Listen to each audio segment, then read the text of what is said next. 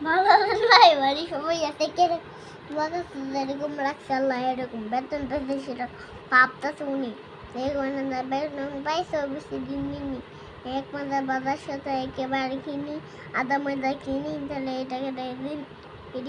very good আলাদা গিয়ে very good আমি আসতে উঠপুট লাগে রবিন হুড কোথাও তাল দিচ্ছি বিছানায় কেবার আসুন বুঝছি ভাই আমিও দিন আনি দিন খাই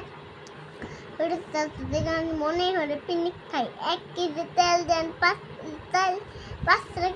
টাকা আধা কেজি দেন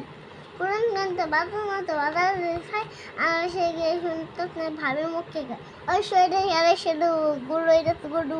কি করে শুরু নাটক না ধুতে শুরু 1 কেজি গরু মাংস দামের জন্য 900 ফিরে মেরা ফালাবো না দত্তে মাইছু তারপরে তো মোটামুটি মানুষ হিটে জমাইয়া আধা কেজি মাইসে দেবেন হাড্ডি